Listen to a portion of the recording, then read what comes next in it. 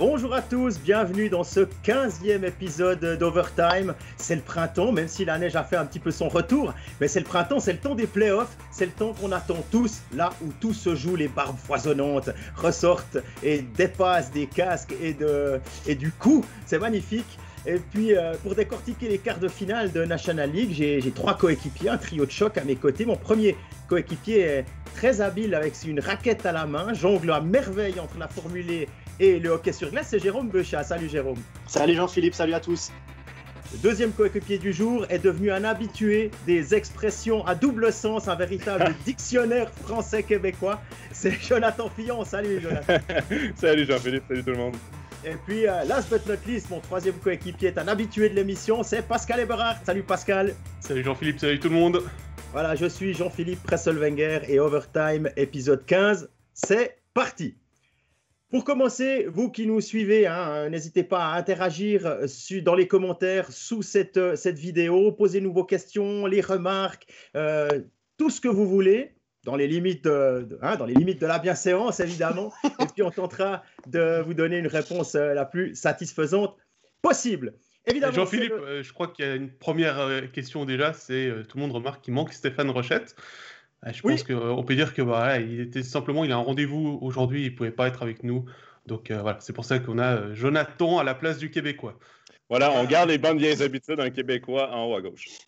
En haut à droite, en haut à droite, en haut à droite. Effectivement, l'ordre des quarts de finale est maintenant connu, mais avant de se lancer dans des pronostics, dans des analyses des quatre séries, on va revenir sur ce qui s'est passé la semaine dernière, c'est-à-dire les pré-playoffs, l'élimination de Bienne et de Davos par respectivement Rapperswil. Et Bern, Jonathan, t'en as pensé quoi de ces pré-playoffs? Ben, si la volonté, c'était de garder un suspense et de faire parler, ben, c'est réussi, c'est mission réussie par la National League. Les pré-playoffs en Swiss League, ben, on avait gardé les favoris avaient gagné tout simplement. Ça n'avait pas fait couler grand angle. Là. Ça donnait une semaine de repos aux 6 premiers, en fait, puis les autres devaient se battre pour une place en playoff. Mais par contre, en National League, ça a été tout autre chose. Je pense qu'il y a plus de parité en National League de 1. Il y a des équipes comme, par exemple, Rapperswil, à la fin du deuxième match, j'étais en entrevue avec Jeff Tomlinson, puis il m'a dit, nous, ce qu'on visait, c'était les pré-playoffs. Les pré-playoffs devenaient vraiment une étape dans la saison importante pour certaines équipes, comme Rapperswil. Et les deux équipes négligées, les deux underdogs, si je peux me permettre, ont causé la surprise. Est-ce que j'aime ce concept ou non? C'est certain que quand tu regardes, est-ce qu'ils ont joué la saison pour se rendre en playoff? Peut-être pas. Est-ce que ça enlève peut-être un suspense pour des séries de quarts de finale? Parce qu'on va se le dire, ils arrivent clairement négligés autant Berne que Rapperswil face à Zug et Lugano. Je ne sais pas si ça va garder le même impact pour les quarts de finale que si ça avait été, par exemple, un Bienne ou un Davos en play-off. Par contre, là, les équipes, pour la première expérience, ils l'ont vécu. Et là, ils vont devoir s'asseoir parce que des équipes comme Davos et Bienne vont peut-être dire hey, nous, on avait connu une bonne saison puis on se fait éliminer en pré-playoff, on ne participe même pas au quart de finale. Une équipe comme Genève qui a passé au-dessus de la barre à la toute dernière journée va peut-être dire aussi nous, on ne veut pas prendre le risque l'année prochaine. Et d'autres équipes de fond de classement, comme par exemple Ambry, Langnau, Rapperswil, qui vont dire nous, ça devient peut-être notre objectif année après année. Puis on veut garder ces pré-playoffs parce que c'est peut-être notre unique chance sur un 2-3, un best of 3, de passer en quart de finale. Justement, c'est une question de Marcel Pernou, là, cette série en best of 3. Est-ce que c'est quelque chose qu'on peut continuer à envisager de la sorte? C'est bien, c'est pas bien? Vous en pensez quoi? Moi, je trouve que c'est très frustrant parce que tu n'as pas le droit à l'erreur. C'est sur 3 matchs, tu peux t'en perdre 2. C'est fini, on l'a vu avec Bienne, ils ont 2 matchs où ils n'ont pas de réussite offensive et puis tu es éliminé. Après, j'ai souvent lu sur les réseaux sociaux que c'est pas normal que Rapperswil, qui a plus de 20 points de retard sur Bienne, soit éliminé, mais en play-off, c'est la même chose. Combien de fois on a vu le 8e sortir le premier en quart de finale où il y a, 25-30 points de différence et puis là, personne ne dit rien. Zurich a été champion en étant 7e, Berne a été champion en étant 8e, et puis ça n'a jamais... Non, mais ça n'a jamais fait parler. C'est dans tes rêves, ça. Berne, Bienne, c'est tout proche. Ah ouais, puis ça dort. Non, mais je veux dire, le format, il est comme ça, et puis, mais ça a donné des matchs de la peur. Moi, j'ai commenté le premier match de pré-playoff entre Bienne et Rapperswil mercredi. À la première pause, en journaliste, on a discuté et certains ont dit on se serait cru à un match de Liga Quali. On sentait vraiment la peur aux équipes en se disant c'est pas on va se qualifier pour les playoffs, c'est on n'a pas envie d'être éliminé en pré-playoff. Pascal, c'est aussi ton avis, ouais. En fait, c'est ça le problème, c'est que Bienne et Davos ont abordé ça comme une série de la peur, comme si c'était des play-outs. Or, c'est des huitièmes de finale de play-off. Moi, je suis vendu au pré-playoff. Je trouve que ce système est génial, ça apporte beaucoup de suspense et autres. Donc voilà, moi je vais vous dire que c'était bien. C'est juste une question de préparation mentale de l'événement. Certes, on peut dire, ouais, mais bien, ils ont loupé la 6e place pour un match, donc ils n'étaient pas dans la chose. Mais on n'arrête pas de nous dire, de côté des joueurs, qu'il faut prendre match après match, qu'il faut tourner la page rapidement après une défaite et pour aborder le match suivant dans les meilleures conditions. Là, tu l'as dit, moi je les ai trouvés très nerveux. J'avais l'impression de voir le Bienne du début de saison durant ces 2 matchs contre Rapperswil. Donc il y avait de la nervosité. J'ai pas tellement regardé la série Davos-Bern à part le match hier, mais j'ai trouvé les équipes Bienne et Davos beaucoup plus nerveuses qu'elles l'auraient dû l'être, plutôt que d'aborder cette série en se disant c'est l'occasion d'arriver en jambes en quart de finale. Ouais, puis là, Fabien Luisier dans les commentaires nous dit si Davos et Bienne avaient fait une bonne saison, ils auraient battu ces outsiders 2 fois. Ils auraient réussi à trouver la façon de passer quand même. On a entendu Damien Brunner parler de la réussite offensive de Bienne, enfin la non-réussite offensive. Marquer 2 buts seulement dans ce genre de match, ça ne suffit pas pour passer. Non, ça ne suffit pas. Puis il y a Hugo qui dit Tony Rayala est censé être le joueur clé. Vous l'avez vu sincèrement. Jérôme, tu as commenté le premier match de Bienne. Moi, j'ai commenté le deuxième. Il jouait à l'homme invisible, je pense. Honnêtement, c'est un franc-tireur. Il a connu une bonne fin de saison, là, mais il n'a rien créé sur la glace. Puis c'est là où Bienne est allé un peu à sa perte, en fait. Parce que, Niffler et Karunen ont été peut-être l'histoire des pré-playoffs. C'est peut-être eux qui ont permis à leur équipe respective de passer à l'étape suivante. Et pourtant, ce pas 2 gardiens qui avaient connu des grandes saisons. Ce pas 2 gardiens avec des chiffres impressionnants. Mais dans une série 2 de 3, si ton gardien fait le boulot, si ton gardien te vole un match, c'est là que tu prends une sérieuse option sur la victoire. Parce que sur une série au best of 7, au meilleur des 7, si ton gardien en vole 1, c'est bien. S'il en vole 2, c'est bien. Mais au final, au total, ça va finir par s'équilibrer. Mais là, dans une série best of 3, comme on a connu, tes meilleurs joueurs doivent se lever tout de suite. Et Rayala a été invisible.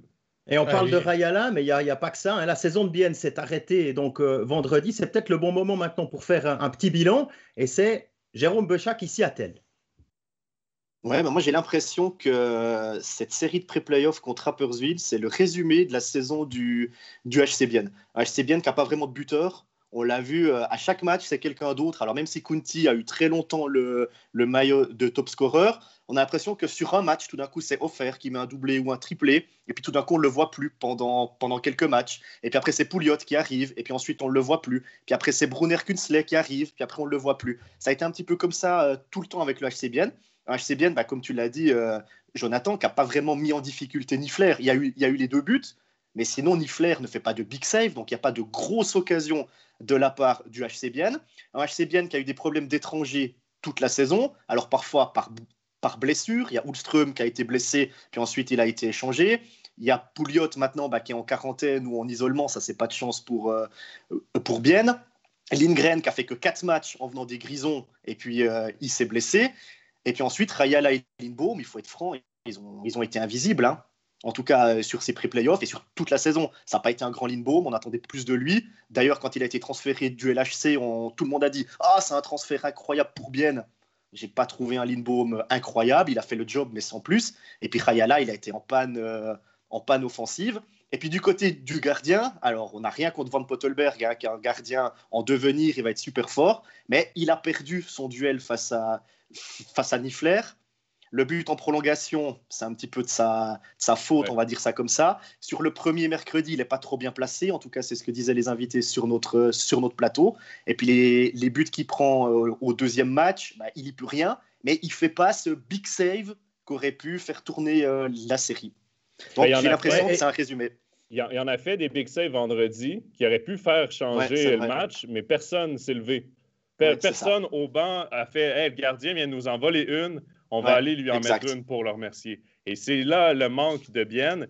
Et le format des pré-playoffs fait que l'année prochaine, peut-être que dans la saison, là, parfois tu perds un match, tu vas à Ambry puis tu fais « Ah, ben c'est pas grave, celui-là, on l'avait pas, ça roulait pas pour nous et tout. » Ben là, tous les points vont être importants parce que si tu regardes le classement, là, les équipes comme Bienne et Davos, même s'ils ont été en léthargie et ont été des équipes à séquence, ils auraient fait les playoffs normalement.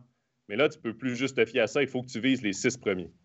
Ouais, c'est effectivement juste. Et puis, dans le chat, on parle de l'envie que Bienne avait. Il semble que pour Xavier Ben Marquisio, nous dit que Bienne ne jouait pas avec la même intensité que lorsqu'il jouait pour Tormenon. Et puis, dans l'enchaînement, Ben Marquisio nous dit Leuenberger serait prolongé.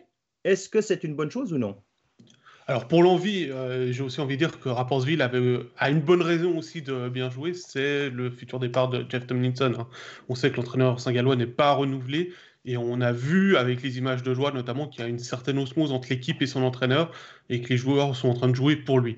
Après pour Leuenberger prolongé, écoutez, c'est pas un mauvais entraîneur, hein. On va pas oublier, on va pas passer sous silence qu'il a quand même gagné un titre avec Berne alors qu'il n'était pas prévu pour être entraîneur et puis qu'il n'était pas prolongé à la fin de la saison. C'est qu'il a quand même des qualités.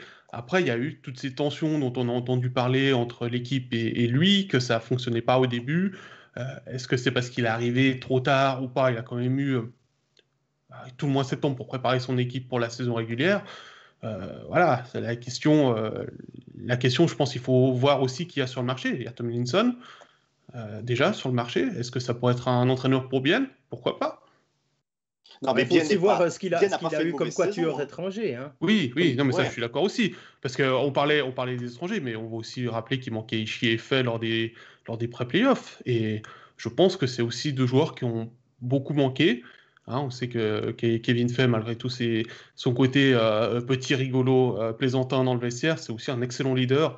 Et je pense que lui a manqué aussi de cette voix dans le vestiaire pour dire les gars, il faut qu'on se bouge et puis qu'on aille chercher cette qualification. Voilà, ça c'était un petit peu ce qu'on pouvait dire sur ces pré-playoffs sur Bienne.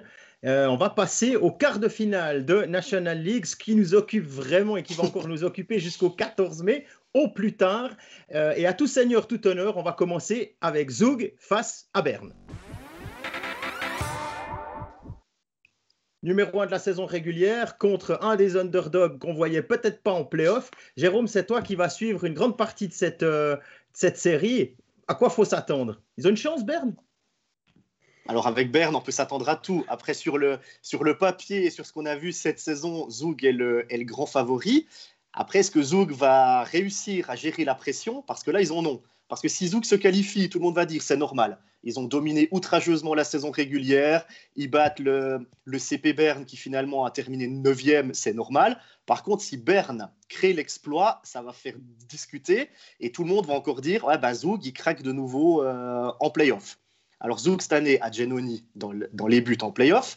Giannoni qui a été incroyable lors du dernier titre du CP Berne. Ils ont 4 lignes qui peuvent faire la différence. Au niveau des joueurs, au niveau de l'effectif, tout tourne pour Zug, vraiment. Il ne faut pas oublier que c'est le dernier match de play-off qu'on a pu suivre, hein, puisque c'était la dernière finale, remportée par Berne, on le dit. Donc moi, je vois Zug grand favori, et je pense que si Zug a un adversaire auquel il faut faire attention, c'est à lui-même.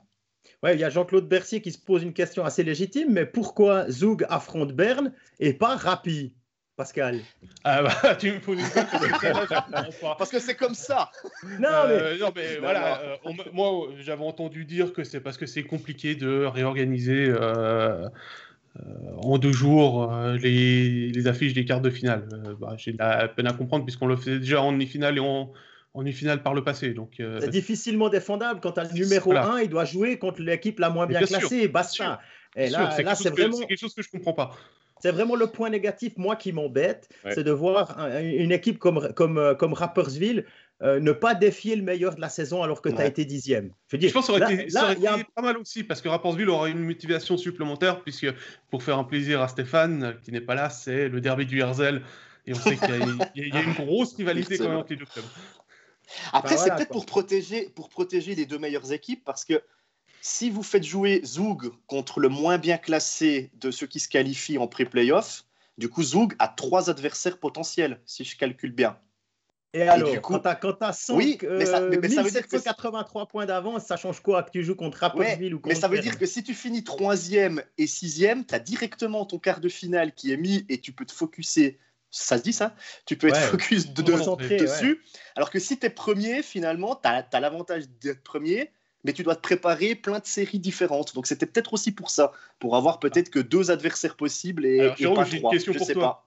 Ils font comment en Allemagne, en DEL, où ils ont ce système? Ils font comment en Beta ou Ice Hockey League en Autriche, où ils ont ce système? Ils font comment en SHL? Je sais bien. En Liga? Ils font... voilà. Je suis désolé de dire ça, mais les autres sont capables de le faire. Mais si on garde... apporter peut-être une explication du pourquoi c'est ce système-là. Mais c'est vrai que... Si on garde le format des pré-playoffs, ça, ce sera à changer parce que, bon, ça arrivera jamais. Là, on s'entend que les changes sont nuls. Mais si c'est une finale Rapperswil-Berne, c'est Rapperswil qui a l'avantage de la glace. Oui, c'est juste. Donizotti nous parle d'ailleurs dans le d'une finale Rapi-Berne. Oui, c'est juste, c'est Rapperswil qui aurait l'avantage de la glace. Au-delà de ça, on parle aussi d'un joueur comme Cadono du côté de Zug. Est-ce que lui, une fois, il va être puni parce qu'on est en play-off?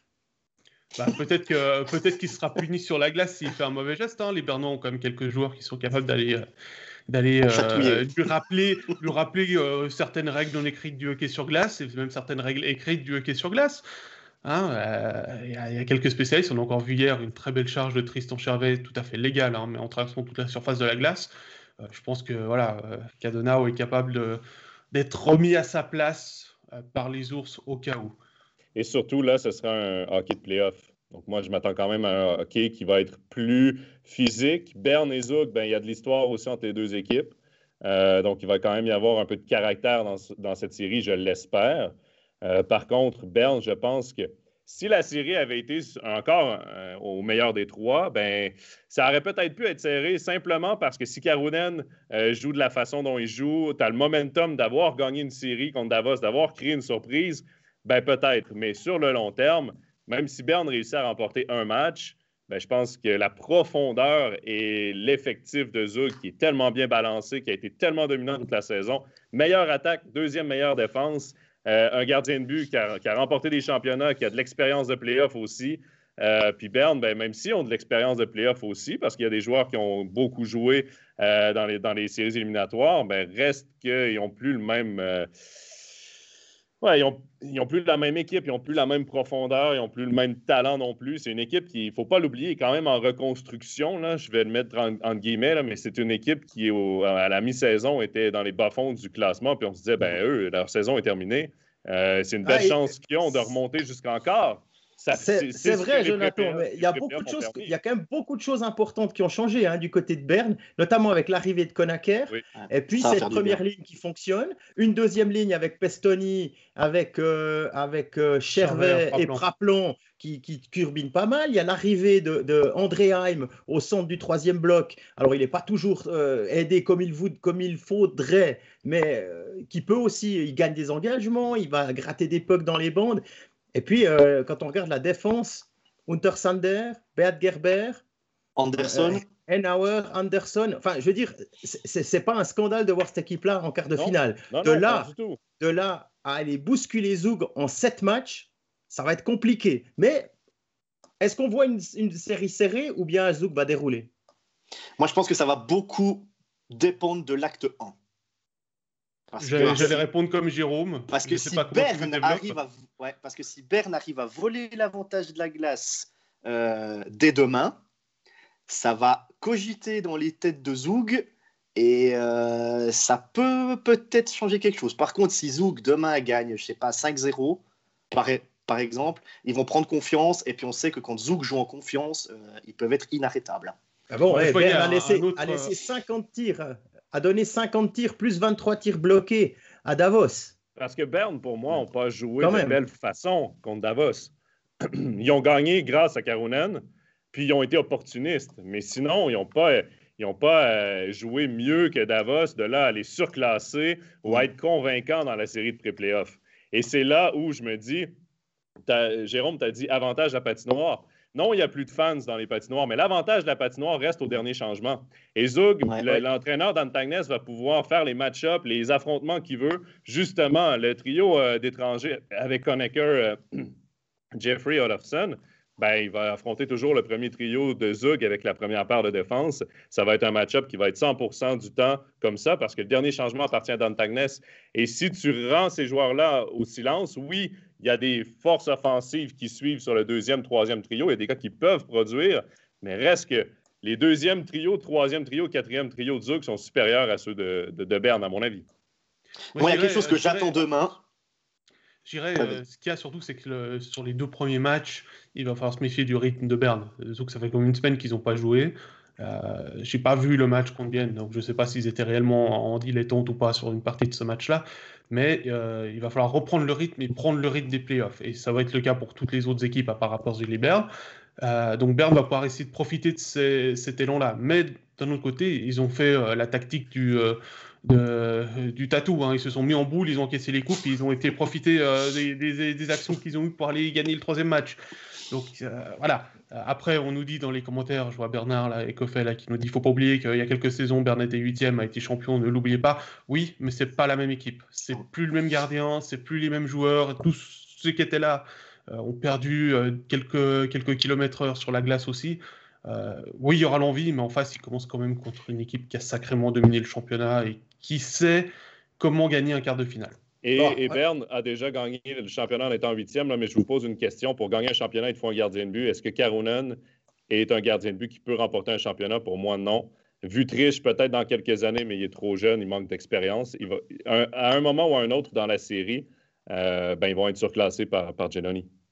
En tout cas, moi, je me réjouis du premier shift de Tristan Chervet demain, parce qu'on sait que le bonhomme, il est motivé comme peut-être personne l'est en National League. Et je sens bien un premier chiffre de Tristan Chervet et aller mettre une boîte à un joueur de Zug. Je ne sais pas lequel.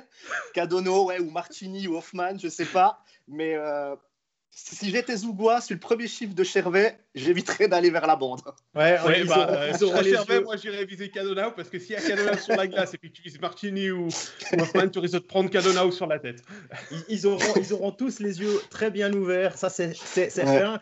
On a fait un peu le tour là maintenant sur ce Zug Berne. On va passer à l'équipe qui a terminé 2e de ce championnat régulier. Il s'agit de Lugano qui va accueillir Rapperswil. Lugano, peut-être la meilleure des équipes en deuxième moitié de saison. Une équipe très convaincante. Par contre, je reprends un peu ce que Pascal a dit du tempo, du rythme de play-off. Mais mine de rien, il y a une synergie à Rapperswil. Quand ils ont gagné le 2e match contre Bienne, la façon dont ils célébraient, on aurait pu penser qu'ils gagnaient un titre.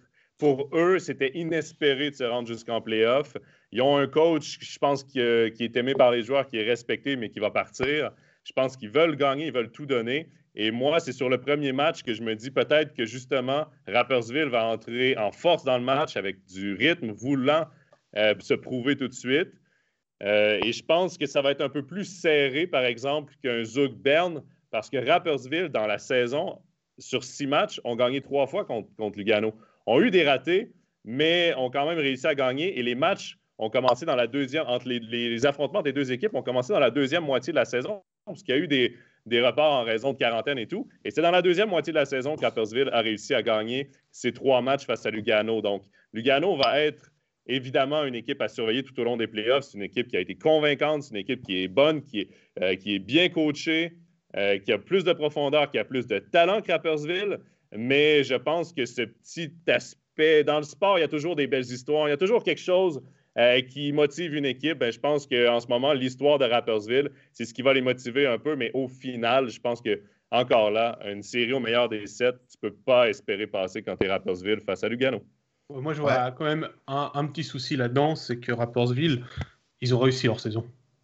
Donc, la motivation, inconsciemment, les joueurs, ça va être, c'est bon, de toute façon, on est arrivé en quart de finale, c'était notre but. On peut pas aller plus loin. On fait face à une montagne. Est-ce que Lugano va arriver de manière arrogante par rapport à ça en disant on joue à Rapperswil, c'était le 10e, on a gagné le dernier match 5-0. J'espère que Serge Pelletier aura préparé son équipe pour pas justement entrer de cette façon dans la rencontre. Je ne sais pas ce que Jérôme ou Jean-Philippe en pensent. Non, moi, je me fais pas de soucis. Serge Pelletier, il sait ce qu'il fait, hein, là, à Lugano. Le seul petit bémol que je mettrais sur la présentation que Jonathan a faite de cette série, c'est que on sait que Lugano peut être un peu streaky, hein. Tout d'un coup, il y a eu 6-7 matchs sans victoire. Et puis ensuite, ils ont enchaîné, je sais plus combien, 17 sur 21, un truc comme ça. Alors, si c'est dans cette dynamique-là, il n'y aura pas de problème pour se débarrasser de Rapperswil. Là non plus, ce serait une mauvaise idée. Là, comme tout à l'heure, perdre le premier à domicile, ça mettrait un petit peu de doute sous les casques. Et puis là, il faudra l'expérience des leaders, des gens habitués. Il y a Arcobello, il y a Botker, on parle des étrangers. Tim Heed en défense, qui est un des meilleurs, si ce n'est le meilleur défenseur offensif. On peut parler de Gunderson et de Tom Ernest aussi. Schlegel qui fait une super saison aussi. Incroyable. Mais qui n'a pas eu grosse expérience en play-off. On a souvent l'habitude de mettre les gardiens en avant quand ils ont un bon pourcentage d'arrêt, mais ça, c'est tout le système défensif devant lui, et puis le nombre de shoots et le type de shoot qu'il reçoit qui fait que sa saison est réussie ou non. 6 blanchissages quand même, pour Schlegel, c'est le record de la Ligue.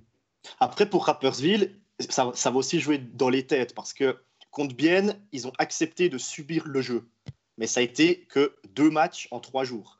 Est-ce qu'ils vont accepter de subir le jeu sur une semaine et demie face à Lugano? Et puis ça demande beaucoup de concentration parce que tu défends à 5, il ne faut pas laisser d'espace, il faut tout le temps boucher les trous, il faut suivre les meilleurs joueurs adverses tout le temps, il ne faut pas laisser un petit écart. Alors faire ça sur 120 minutes, ça peut le faire, mais sur 4 matchs, sur 5 matchs, sur 6 matchs, s'il y en a un qui se déconcentre un peu, ça peut tout de suite faire des dégâts. Et puis on attend aussi la performance de Niffler, parce qu'il a été vraiment fort contre Bienne. Est-ce qu'il peut tenir ce rythme encore sur pas mal de matchs?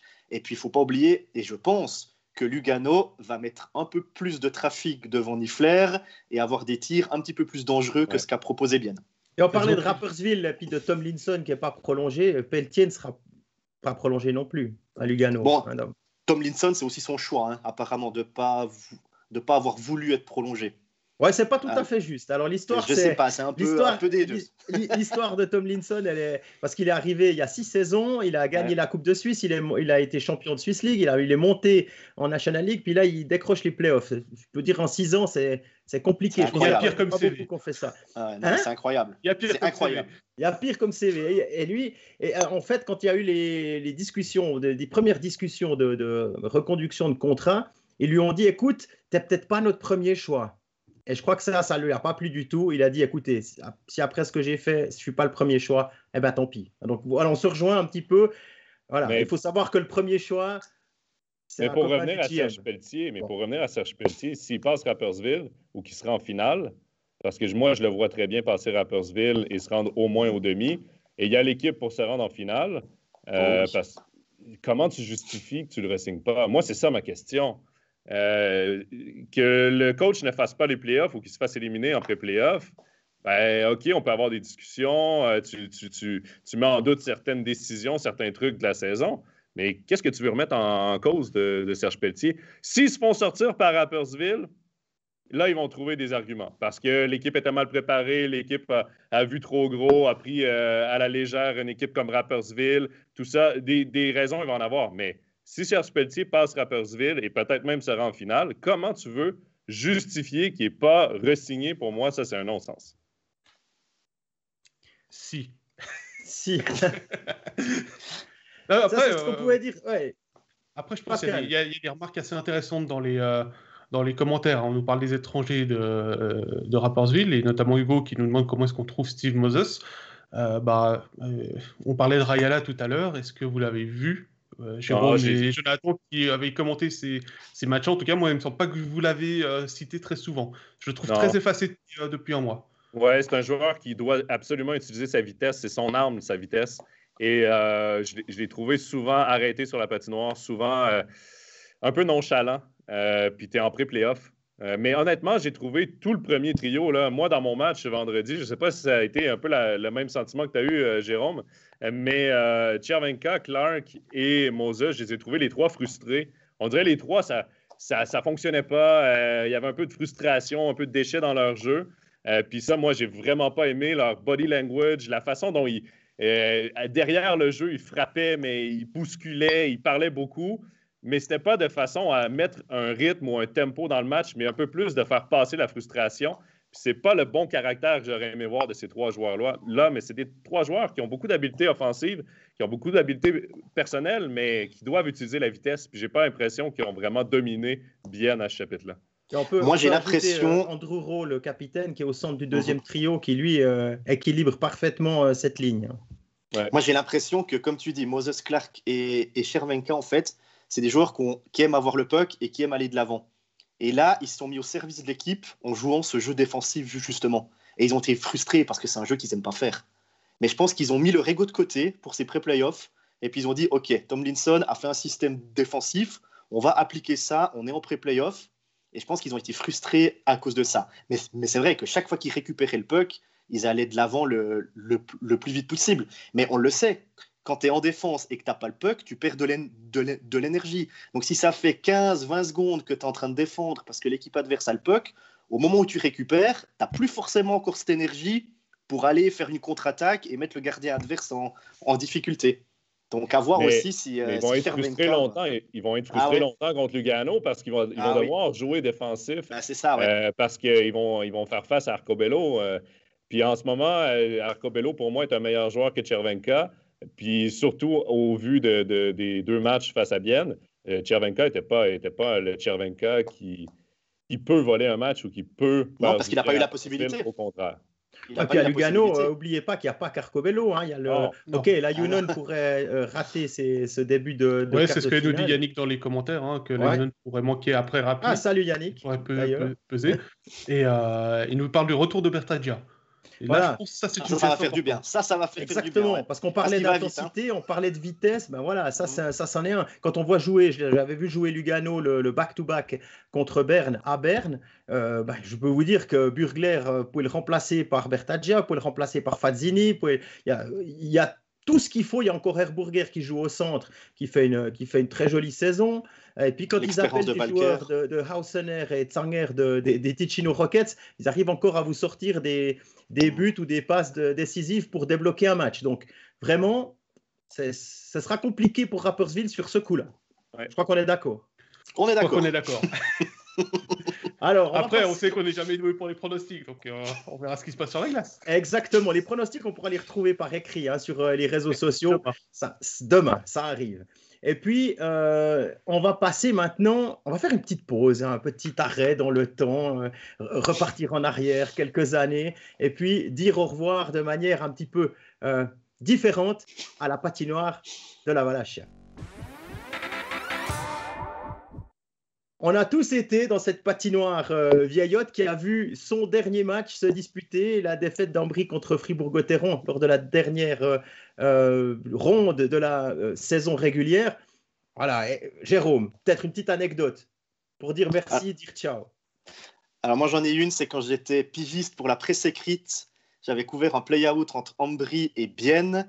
Et ce jour-là, Ambry a gagné la série contre Bienne, donc envoyé Bienne en finale de play-out ou en barrage, je ne sais plus très bien, mais Ambry a fini sa saison. Et tous les Tessinois sautaient dans la tribune. Et je ne pouvais pas écrire mon article parce que j'ai l'ordinateur qui faisait comme ça avec la tribune de presse. Alors, j'ai dû bloquer mon ordinateur avec le bras gauche et j'ai écrit mon papier avec seulement une seule main. C'était impossible. Il y a tout qui sautait. Et puis la deuxième petite anecdote, c'est pour aller à la place de commentateur à la Wallachia. Il faut quand même une fois qu'on le dise. On a une échelle d'abord à monter de 4-5 barreaux. Ensuite, on a une espèce d'escalier où on voit le vide en dessous. On doit se baisser pour passer sous une porte. C'est Fort Boyard, hein, il faut le dire. C'est Fort Boyard. C'est vrai, si vous voulez aller voir, vous pouvez aller sur le Twitter de Sven Schor, notre collègue alémanique. Il a fait une petite vidéo hommage justement à cette montée dans les cabines. Mais avant, les cabines n'existaient pas. Hein. Donc ça, on commentait les commentateurs. Moi, j'étais encore en presse écrite.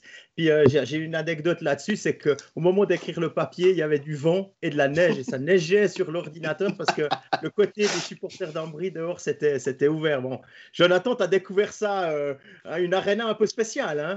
Écoute, moi, j'avais l'impression de changer d'époque. Littéralement, j'en avais entendu parler beaucoup parce que, bon, j'ai commencé à MySports l'année dernière. Ça fait quoi, 1 an et demi maintenant que je suis là. Puis tout le monde me disait, tu vas voir, quand tu vas aller à la Wallachia, tu Tu t'en croiras pas tes yeux. Et j'arrive, mon premier match à la Valachia, c'est Ambry face à Lausanne. Et j'arrive un peu plus tôt parce que je voulais me familiariser un peu avec mon environnement. Toutes les lumières sont fermées, il fait noir dans la patinoire. Et là, il fait froid. Et pour que moi, j'ai froid, je vous le dis, il faisait très, très froid. Donc, j'ai que ma lumière de téléphone pour essayer de m'orienter. Et là, je commence à voir de la neige sous le toit, puis je me dis, mais la patinoire est vraiment pas fermée. Tu as accès à l'extérieur et tout. Et Jérôme en parlait, la place de commentateur. Quand je suis monté, messieurs, est-ce que je suis OK, je suis revenu là? Je sais pas si l'image bug un peu, mais Jérôme en a parlé, la place de commentateur. Moi, j'ai un sac à dos quand je vais commenter avec mon ordinateur, avec mes choses. Et à ma grandeur, ben, je n'ai pas passé en dessous. J'ai essayé de me faufiler en dessous, puis mon sac a bloqué. Ça devait être épique de me voir monter là. Mais j'ai un regret de cette Valachia, c'est de ne jamais l'avoir vécu avec des spectateurs. Et ça, ben, c'est dommage, parce que ça devait être quand même assez magique comme ambiance. Pascal, une petite histoire?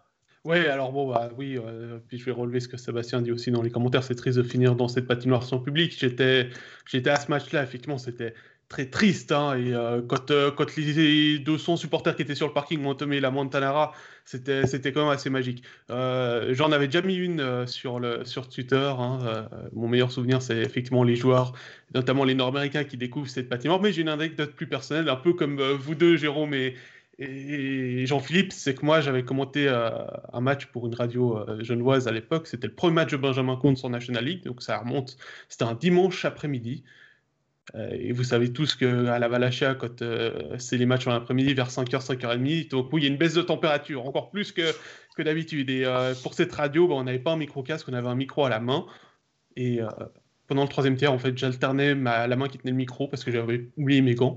Et je mettais mes mains sous mes cuisses pour pouvoir les réchauffer. Et j'ai dit à l'antenne au moment, j'ai dit que je commençais à geler. Et je suis comme Jonathan, je ne suis pas frileux. Donc pour le dire qu'il faisait froid, bah ouais, voilà, c'était ça. Ouais, donc sous ces arches où on a des chœurs ont battu un peu plus fort, des chants ont chanté, des gens ont chanté un peu plus fort. Et puis le président Lombardi qui a expliqué que l'âme de cette Valachia sera simplement transférée. On va garder, le bâtiment ne sera plus utilisé, mais la nouvelle patinoire dès le mois de septembre pour le début de la saison, à on va dire 1,5 km à vol par la route, même pas, 380 mètres à vol d'oiseau, voilà. Ouais, bah, ça fait 450 mètres en brie. Ah ouais, voilà. En tout cas, on se réjouit de découvrir encore une nouvelle patinoire. Ce sera bientôt le cas aussi à Zurich. Là, il faudra attendre encore une année. Et puis, pour les autres, eh bien, à voir. Hein. On ne va pas entrer dans le débat de la nouvelle patinoire du bout du lac parce qu'on en a pour 55 ans. Non, mais ça fait 25 ans cette histoire, hein, au bout du lac. Voilà, exact. Ensuite, donc, on va refermer ce chapitre consacré à la vénérable Valachia et ouvrir celui assez piquant du quart de finale entre Fribourg et Genève. Voilà, ça c'est peut-être le match le plus indécis de tout ce qui nous est proposé. Fribourg qui termine 3e du championnat, Genève 6e, mais avec un match en moins. Enfin, si on regarde, les deux équipes sont très très proches. 2 bons gardiens, 2 bons power play, des quatuors d'étrangers qui donnent le change. Et peut-être quelque chose qui fera la différence, il n'y a pas de public. On sait que les deux équipes mettent beaucoup d'émotions sur la glace et joue avec ce public, que ce soit à la BCF Arena ou au Vernet. Ça va être extrêmement serré. Pascal, comment tu vois cette série? Je dirais que c'est la série la plus difficile à pronostiquer. C'est difficile de voir qui pourrait s'imposer. On va faire un petit rappel historique. Vous savez que j'aime bien l'histoire et tout ça. Fribourg-Genève en play-off, c'est 3 rencontres, 3 victoires pour Genève, mais chaque fois, Genève avait l'avantage de la glace. Et Genève, sans l'avantage de la glace, n'a gagné qu'une seule série en play-off. C'était contre Lugano en 2015. Et puis, Fribourg n'a gagné que 2 matchs de play-off depuis la finale de 2013. Donc, voilà, ça, c'est pour l'histoire. Après, je vois aussi une remarque sur le QI des joueurs, j'ai envie de dire plutôt la nervosité ou la maîtrise des nerfs de certains joueurs qui pourraient être un facteur clé. On sait qu'à Genève, notamment Eric Fer, qui est un des moteurs offensifs, perd facilement ses nerfs face aux arbitres, face aux autres équipes. Il a passé 150 minutes sur un banc de pénalité et beaucoup pour de l'indiscipline. Après, il va falloir aussi que Chris Di Domenico continue sur la même lignée que cette saison, où il était très discipliné, il n'a pas pris de pénalité pour méconduite, et grand coup de chapeau, parce que en début de saison, moi, c'était ma plus grosse interrogation du côté de Fribourg. Après, au niveau, c'est assez serré. Au niveau des deux équipes, comme tu l'as dit, les gardiens, les powerplays, les boxplays, l'attaque, la défense. Il y a qui c'est qui nous dit il y avait une question sur j'ai perdu la petite question. Ah ben je corrige puisque Patrick me corrige et m'a dit qu'il y avait une victoire contre Ambry en 2014. Alors c'était depuis 2014. Voilà. Ouais, merci Patrick Fazel. On peut pas. Ouais, bien joué. On peut parler des. Est-ce qu'on peut convoquer les résultats de la saison régulière alors qu'on entame une série de playoffs? On peut. Alors l'avantage serait là aux Aigles, assez clairement, 4-2. Mais est-ce que c'est bien raisonnable? La question peut être posée parce que, ok, les dynamiques sont différentes, les effectifs sont différents. Je veux dire, il y a tellement de choses qui changent. On dit tout le temps, ah ouais, ça repart à 0 en play-off. Alors, pas tout à fait à 0 parce qu'il y a des passifs, etc. Mais il y a quand même des choses il y a tellement de choses qui changent que c'est difficile de dire, OK, c'était 4-2 en saison régulière, ça va être 4-2 en play-off. Moi, j'ai de la peine à écouter ça. Ou même certaines personnes nous disent dans le chat 5-1 pour Genève. Je pense que ce sera beaucoup plus serré que ça. Et puis que les choses vont se passer, des choses qui se passent en play-off. On commence à avoir un peu d'intox concernant est-ce qu'il est blessé, pas blessé, est-ce qu'il va jouer, est-ce qu'il est à 100%, incertain, etc. Et quand ça concerne des joueurs aussi importants que Victor Stalberg à Fribourg ou Rod et Richard du côté de Genève, je pense qu'on peut se poser des questions, parce que ça, c'est vraiment les choses qui vont changer la donne. Quand c'est des de la saison régulière, on rappelle que le blog de Plouf nous le rappelle aussi, que Vienne avait battu Rapperswil 3 fois. Ouais, c'est sûr, c'est 3 fois serré. Ouais. C'est une nouvelle saison, puis là, les deux formations n'ont pas joué en pré-playoff. Donc, les deux formations ont eu une semaine de pause, une semaine de préparation, donc vont attaquer le premier match dans le même, entre guillemets, le même état d'esprit, la même forme. Mais dans le chat, là, ça va des deux côtés. On a Ben qui dit Genève en 5.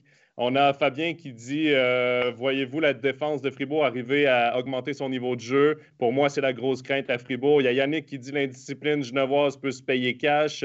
Ça va dans tous les sens. Puis il y a Jérôme qui dit cette série va se jouer clairement dans la tête. Patrice, un beau duel de gardien. Je pense que tout ça, ça résume bien ce que va être cette série. Les deux équipes ont les moyens, ont ce qu'il faut pour battre l'autre. Les deux équipes ont ce qu'il faut pour passer à l'étape suivante. Et oui, ça va être un très, très beau duel de gardiens. Moi, personnellement, depuis 2 ans, ce que je dis, c'est que j'ai hâte de voir Genève en play-off. Pourquoi? Ils ont une grosse équipe, ils sont physiques, ils sont rapides, ils ont du talent. Pour moi, c'est une équipe qui est bâtie pour les play-offs. Bien là, il faut qu'ils répondent. Il faut qu'ils répondent présents, même s'ils ont des blessés, même si Morer n'est pas revenu, même si Mercier ne rejouera pas de la saison. Là, ils doivent prouver. Ils ont un jeune gardien avec pratiquement pas d'expérience de play-off, mais qui a fait ses preuves en saison régulière. Donc, moi, j'ai un petit penchant vers Genève dans cette série-là, simplement parce que ça fait 2 ans que je me dis que cette équipe-là est bâtie pour les play-offs. Mais on verra, parce que Fribourg est capable de battre Genève. Ils ont un Reto Berra qui est un des meilleurs gardiens en Suisse, si ce n'est pas dans le top 3 des meilleurs gardiens en Suisse. Là. Il arrive en play-off. Il peut mener son équipe. Lui, il peut voler une série à lui-même. C'est ce genre de gardien-là, Reto Berra. Donc, ce serait intéressant de voir. Et puis, tu parles de la défense, mais si on prend les noms des défenseurs genevois valides, vous avez Tom Ernest, OK, pas de souci. Tom Ernest, Jacques Mess, ça tient la route, il n'y a aucun problème. Puis ensuite, il y a Fulmin, il y a Lecoultre, il y a Guébet, il y a Smons. Sans Morer et Mercier, ça perd beaucoup de profondeur, cette défense, quand même.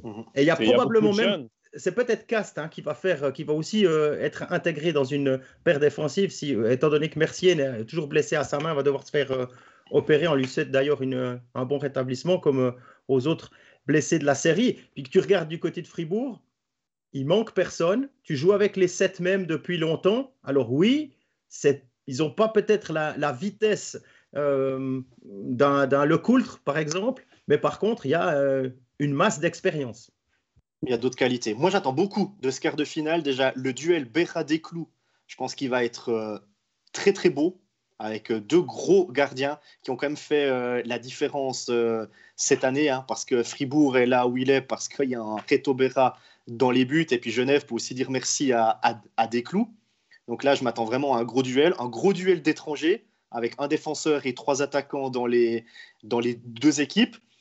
J'attends beaucoup de stack numéro 1 aussi, parce que ça va aussi donner le rythme pour les matchs suivants. Et là, il y a peut-être un petit avantage pour Genève, parce que j'ai l'impression que Genève peut plus facilement changer son style de jeu.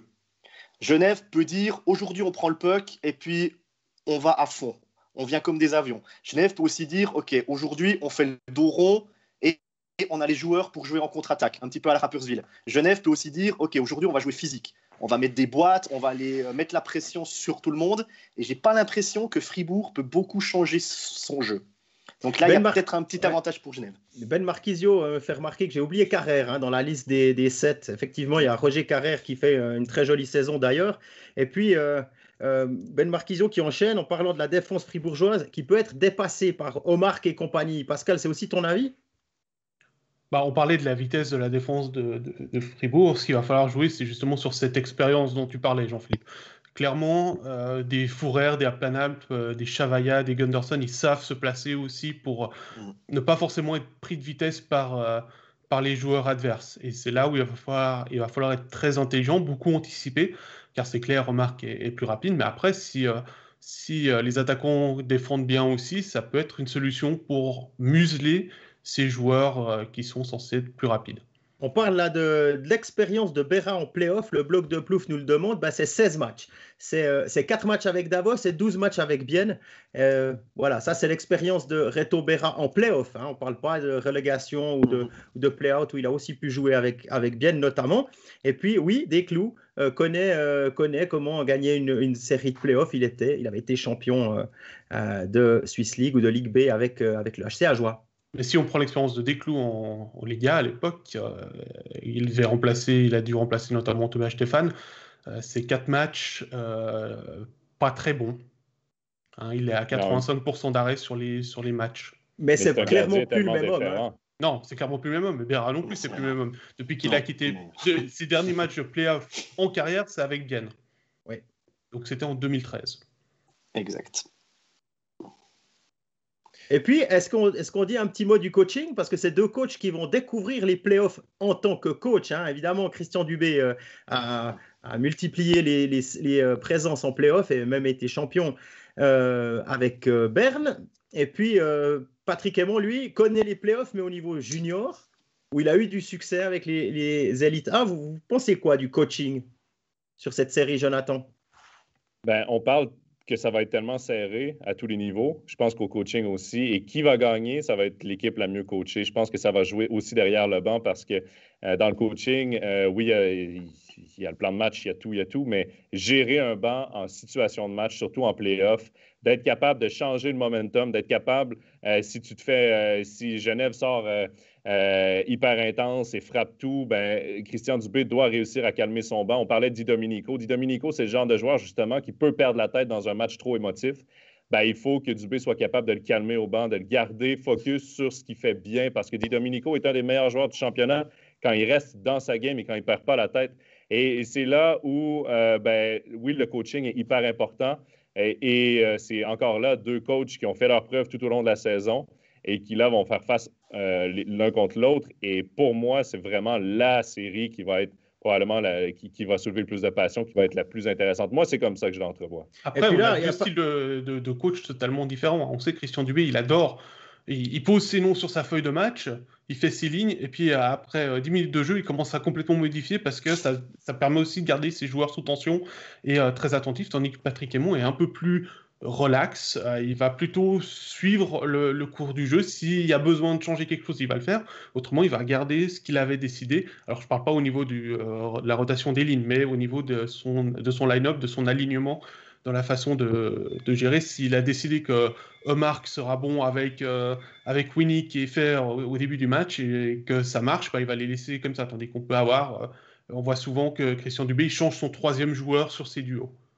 Oui, c'est effectivement le cas.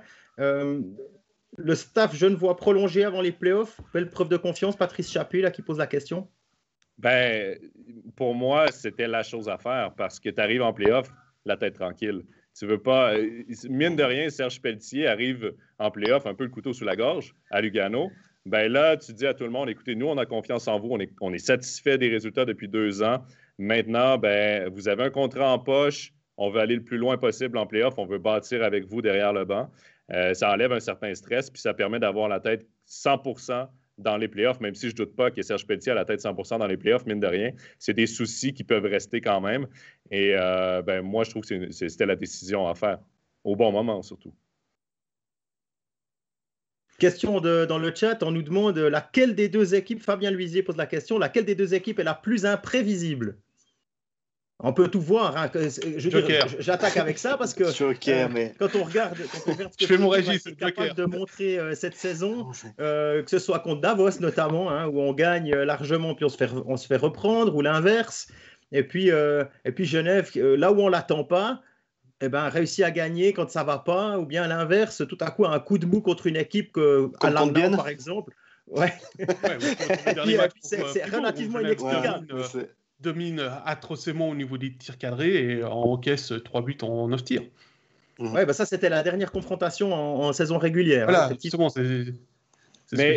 mais la plus imprévisible pour moi, c'est peut-être plus Genève, parce qu'ils ont eu une saison avec des hauts et des bas, plus que Fribourg. Fribourg, oui, ils ont perdu contre les équipes de tête du championnat, là, ça on le sait. Ils ont ramassé beaucoup de points contre des équipes de fin de classement. Mais ils ont quand même fini par battre tout le monde. Hein. Ils ont fini par battre tout le monde, puis ils ont eu une saison quand même assez constante. Et tu vois, on voit bien là, les trous dans l'alignement ou les défauts, entre guillemets, de Fribourg. On les voit. À Genève, ils ont tout pour gagner, puis parfois, ils sortent des prestations incroyables, puis d'autres fois, c'est de héros à zéro. Donc, c'est là où ils doivent trouver une certaine constance. Moi, j'ai trouvé Genève en manque de constance cette année. C'est peut-être pourquoi ils ont dû se battre pour le top 6 jusqu'à la toute fin. Alors que Fribourg a fait preuve de plus de constance tout au long de la saison. Moi, j'ai l'impression qu'on sait un peu plus à quoi s'attendre de Fribourg.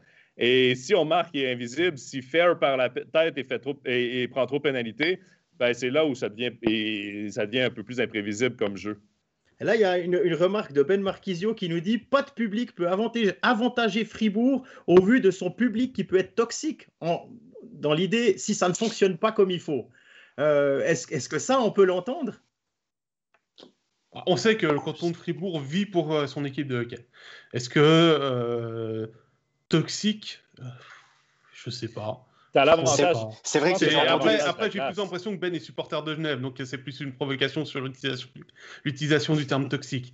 Après, l'absence de public va être quand même un désavantage pour au final toutes les équipes. Parce que les équipes se sont habituées à jouer sans public. Mais en play-off, on s'appuie aussi pas mal sur le public et les émotions que ça peut amener. Je vais vous raconter le souvenir de John Kobe, le match 6 de la finale de Genève contre Berne, où quand il était le premier entré sur la glace, il disait ça tremblait alors qu'on n'avait même pas encore mis un patin sur la glace avant même que le speaker il nous annonce. Donc le public peut amener des émotions et peut sublimer son équipe. Ouais, il peut pas la bloquer en sifflant ou comme ça, à se retourner contre elle, ça arrive parfois, pas seulement à Fribourg d'ailleurs. Oui, mais après, tu rentres en play-off comme favori, tu as l'avantage de la glace, tu sais que ça va être une série serrée contre le 6e qui est Genève, qu'on voyait tous un peu plus haut que ça. Moi, je pense que s'il y avait eu du public, les fans fribourgeois auraient été derrière et les auraient plus portés qu'autre chose. Parce que la série va être difficile. Si par contre, Fribourg termine premier une saison comme Zug et affronte Rapperswil et finissent par tirer de l'arrière 3-1 dans la série, là, peut-être qu'ils vont te nuire. Parce que là, peut-être qu'ils vont te siffler parce qu'ils vont dire « t'es supposé de le gagner, ce match-là ». Mais dans une série aussi serrée, dans un match-up aussi intéressant et aussi important que Fribourg-Genève, je pense que ça aurait été très à l'avantage de Fribourg d'avoir ses partisans derrière lui. Et autant à Genève, parce que c'est intimidant d'aller dans une patinoire où tu sais que la foule est contre toi.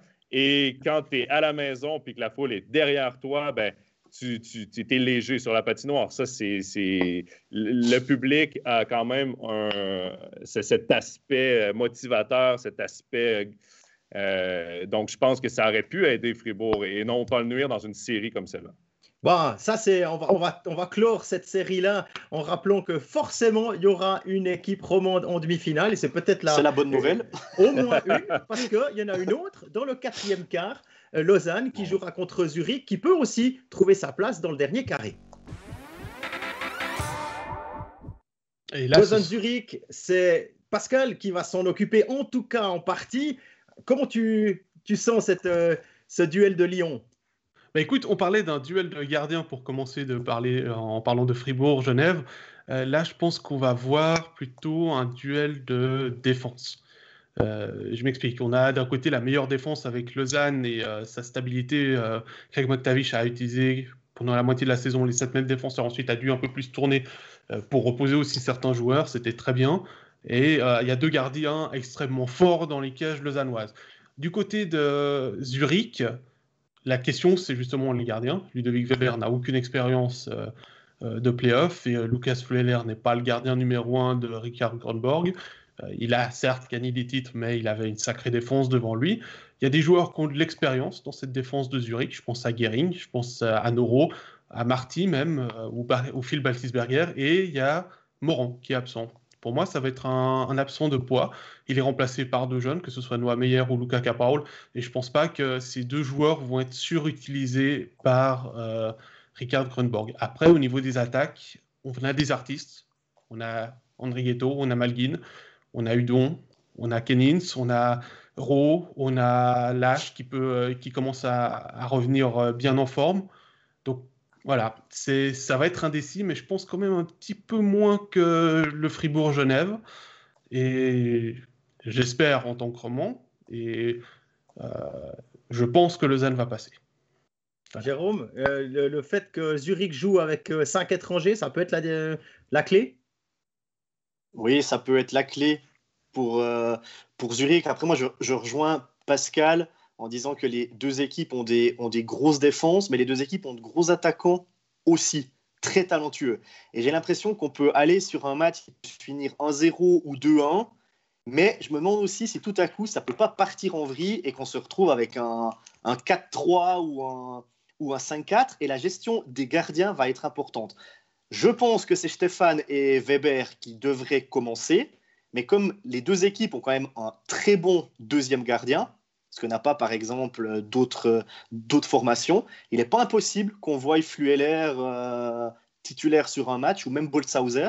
Ça pourrait aussi permettre à Stéphane d'un peu se reposer. On sait que Stéphane, en play-off, il n'a pas toujours livré la marchandise. Hein, alors c'est surtout en finale. Là, je pense que c'est surtout en finale. Ouais, c'est surtout face à Giannoni en finale. Mais là, c'est presque une finale. Hein. En début de saison, on disait que Zug, Zurich, Lausanne allait être assez facilement dans le top 3. Zug est resté à son niveau. Zurich et Lausanne sont un petit peu descendus. Et franchement, je ne m'attendais pas à un quart de finale entre Lausanne et Zurich. Hein. Il faut quand même être franc. C'est presque une finale, ou en tout cas une demi-finale avant l'heure.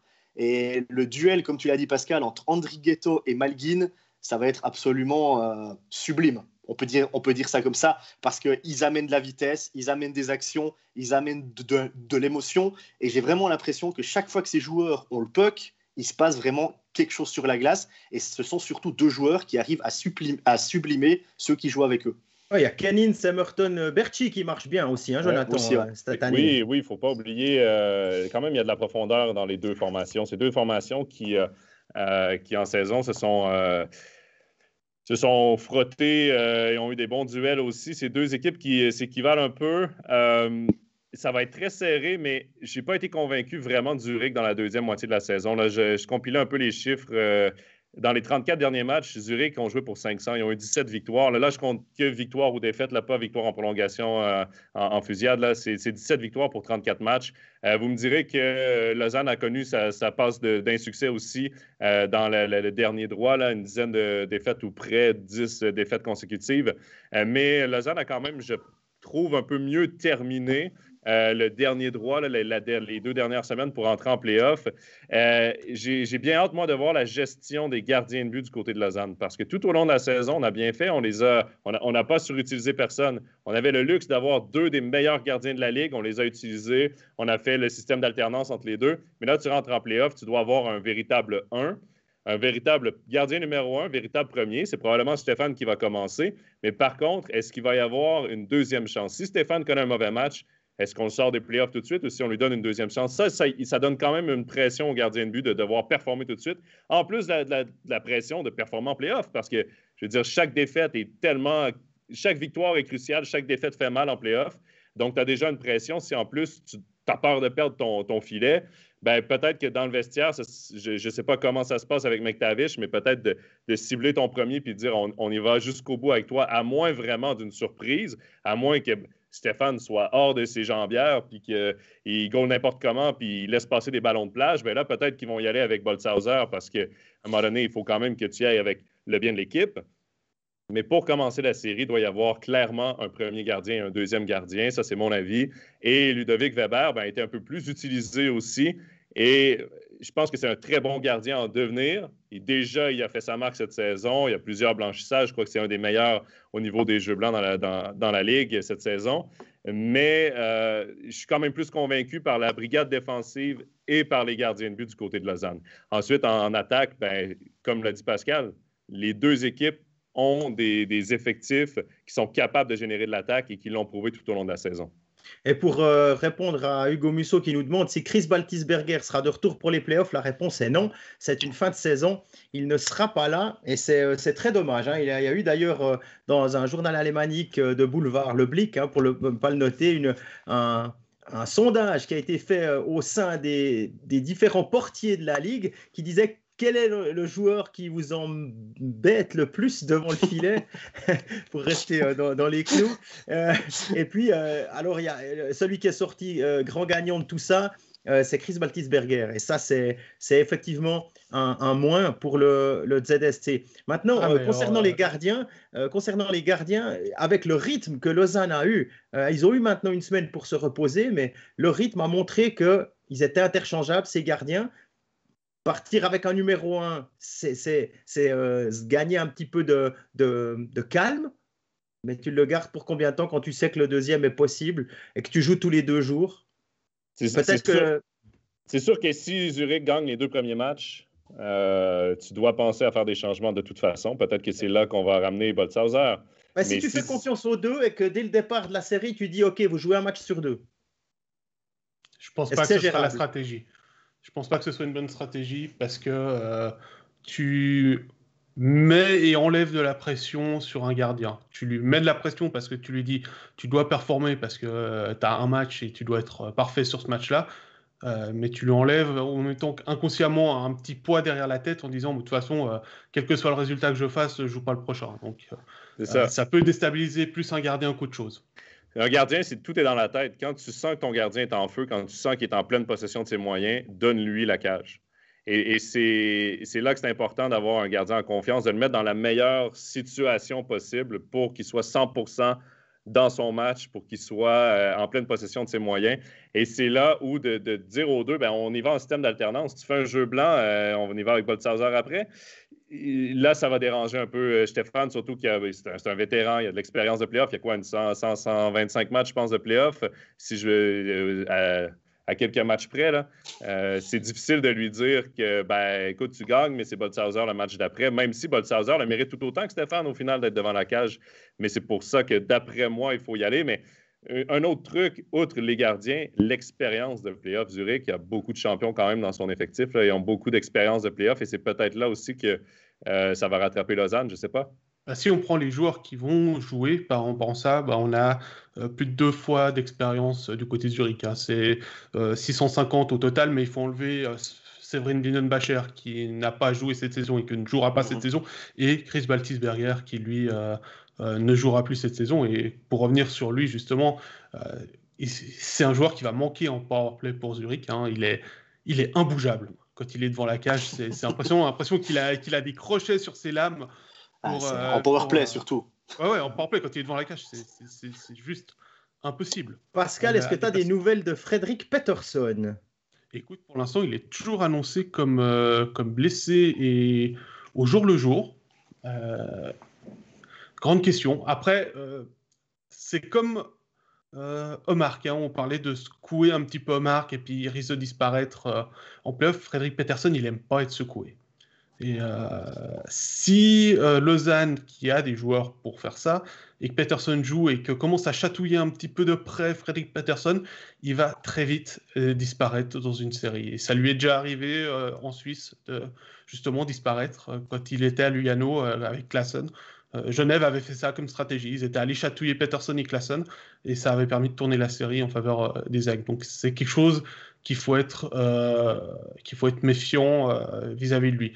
Maintenant, ce serait génial de le voir jouer. Hein. Son tir dévastateur dans le cercle à gauche, sur l'aile gauche, en one-timer, il fait mal à tous les gardiens. Et on peut être le meilleur gardien du monde, c'est difficile à arrêter. Et surtout qu'on sait que Grunborg et surtout Sven Leuenberger ne vont pas permettre à Simic de jouer puisqu'il a signé à Davos, alors que lui avait bien pris cette place l'année passée quand Peterson était absent. Ouais, alors juste un petit truc sur Omar en playoff qui n'aime pas être bougé. Ça a été le cas à Zug, effectivement, quand il avait passé en Suisse. Mais depuis, ces playoffs de KHL, c'est à peu près 1 point par match. Hein, donc, oui, je parlais au niveau physique, Jean-Philippe. Je ne parlais pas au niveau des performances. Ouais, d'accord. Il n'aime peut-être pas, mais il faut qu'on livre la marchandise. Voilà. C'est comme quand tu as repris avec Tobias Stefan en playoff. C'est un peu la légende qui le poursuit. Et il nous en avait parlé lors d'une interview d'avant-saison, je me souviens très bien. Il nous expliquait, mais attendez, je suis quand même allé en finale, etc. Effectivement, non, mais si tu prends sa moyenne, généralement, quand on reprend 2019, quand il arrive en finale, il est à 93% quasiment d'arrêt sur les demi, sur les quarts de finale. Donc c'est pas un mauvais gardien en playoff. En finale, il n'a jamais eu de chance. Il est toujours tombé contre Berne, qui avait des grosses équipes. Et à chaque fois, quand votre défense ne suit plus, que vous tombez contre un Berne qui est super dominateur, qui marque beaucoup de buts, pas forcément la moyenne, elle plonge. Et juste dans le chat, messieurs, il y a Claude qui dit les pénalités vont coûter ultra cher pour Lausanne. Et ça, c'est vrai, hein, dans presque toutes les séries, la discipline va être hyper importante. Mais on sait que les unités spéciales là, du côté de Lausanne ne sont pas top. Ils ont eu des difficultés en power play. Ça a été difficile, 11e seulement. Mais en infériorité numérique, ça s'est replacé vers la fin de la saison, 6e. Mais Zurich est 2e en saison régulière. Donc, les unités spéciales de Zurich sont supérieures à celles de Lausanne. Donc, oui, il faudra être hyper discipliné. Mais ça tient dans toutes les séries. Oui, effectivement. Et puis, on peut aussi avoir une petite lueur d'espoir pour le powerplay lausannois qui est finalement en fin de saison, a quand même réussi à améliorer ses statistiques, notamment avec Charles Ludon, hein, qui avait été longtemps absent. Et lorsqu'il est revenu, il a aussi débloqué régulièrement des matchs qui étaient compliqués pour Lausanne. Quand il y a Malguin sur l'aile gauche, Hudon sur l'aile droite, et puis soit Genadzi, soit Barberio à la pointe, et que le puck passe rapidement en une touche, pour prendre un vocabulaire footballistique, de Malguin à Hudon via le défenseur, c'est quasiment au fond à chaque fois. Et c'est beau à voir. Après, il y a aussi la forme physique. Il ne faut pas oublier qu'on va jouer tous les 2 jours. Ça va être match, pause, match, pause, match, pause. Et ça, il faudra prendre le rythme. Et c'est là qu'on va voir que s'il y a une équipe qui se qualifie en demi-finale en 4-0 ou 4-1 par rapport à d'autres équipes qui iront peut-être à 4-3, ça pourra faire aussi la petite différence en demi-finale, voire en finale. Donc il y a aussi au niveau des entraîneurs, mais là je ne parle pas forcément pour Lausanne et Zurich, mais pour tout le monde, une gestion à ce moment-là. Ça veut dire que quand par exemple tu as un acte où tu perds 3 ou 4-0 ou que tu le gagnes 3 ou 4-0, il faudra aussi faire un petit peu reposer tes leaders, faire jouer un peu plus ton 3e bloc, ton 4e bloc, etc. Donc ça va être peut-être plus des playoffs tactiques aussi que ce qu'on a vu jusqu'à maintenant. Disons que les entraîneurs, ils vont certainement prendre la tactique de... ils sont entraînés aujourd'hui, et c'est certainement le dernier entraînement plénier pour un vrai entraînement plénier avec tout le monde sur la glace des quarts de finale. Demain, un petit warm-up pour vérifier 2-3 aspects tactiques, et puis mercredi, ce sera facultatif. Jeudi, le warm-up sera peut-être même, le morning skate plutôt, parce que le warm-up, c'est l'échauffement, sera peut-être facultatif, pour histoire d'avaler les kilomètres aussi dans de meilleures conditions. Et puis au final, aller toucher la glace sans équipement, avec 3-4 joueurs, et puis les surnuméraires ou les blessés uniquement pour ceux qui doivent aller sur la glace. Là, on dit, Isa Mono dans le chat nous dit Barberio devrait arrêter de faire le... Voilà. Le C. Est-ce qu'on peut quand même dire... Évidemment, il y a 20 points. On s'attendait à un défenseur un peu plus productif offensivement, mais est-ce que c'est pas un peu exagéré? Moi, je trouve que c'est un petit peu exagéré. Oui, il a pris des pénalités de match, mais il faut voir lesquelles. Il y en a une ou deux. La dernière était stupide. Voilà, la dernière, le sous-footing sur Sprunger, rien à dire. Mais les deux premières, le petit coup sur les doigts, voilà, parfois ça passe en 2 minutes, parfois c'est rien du tout. On espère aussi peut-être que cette ligne, au niveau des pénalités, au niveau des arbitres, ça sera suivi et dans toutes les séries pareil. Et surtout par série. Pas qu'une série se joue sur une inattention ou une mauvaise interprétation arbitrale. Tu parles là, par exemple d'un check de Cadonau sur Chervais qui l'envoie en fin de saison et qui n'est pas sanctionné ni sur la glace ni dans les bureaux. Mais ça peut être ça, mais ça peut aussi être un puck qui n'est pas bloqué et puis un peu qui est poussé au fond par un joueur comme Gillian Colère. Bon, il ne sera pas en play-off, mais enfin voilà, cette situation-là, elle a vécu il n'y a pas si longtemps. Remue le couteau chez les Zélandais. Voilà, je suis désolé, mais ça non, mais c'est vrai, ça peut jouer, ouais. Une série peut jouer là-dessus, effectivement. Mais pour revenir à Barberio, moi, il y a une chose que j'aime de Barberio, c'est que oui, il peut être le carrière. Oui, je m'attendais peut-être à plus offensivement de lui cette saison, là. Mais par contre, il a gagné en LHJMQ chez les juniors. Il a gagné en AHL. Donc, 2 fois champion quand même dans des circuits qui sont assez compétitifs, qui sont professionnels pour la AHL et qui sont très difficiles à gagner.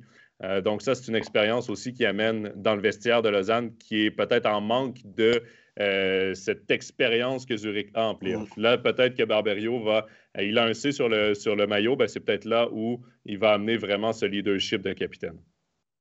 Ouais, tous les capitaines seront importants, ça c'est une certitude. Eh bien, on arrive gentiment au bout de cette émission, de ce 15e overtime de la saison, ou de l'histoire même. N'oubliez pas que vous pouvez nous retrouver sur plusieurs plateformes en podcast, Apple Podcast, Spotify, qu'est-ce qu'il y a encore, qu'est-ce qu'on a, YouTube, SoundCloud, enfin tout ce que vous voulez. N'oubliez pas, abonnez-vous, comme ça vous n'en ratez aucun.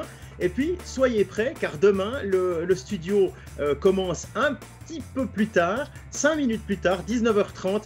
Vous retrouvez Alex, Stéphane et leurs invités pour cette première soirée de National League et de Playoff.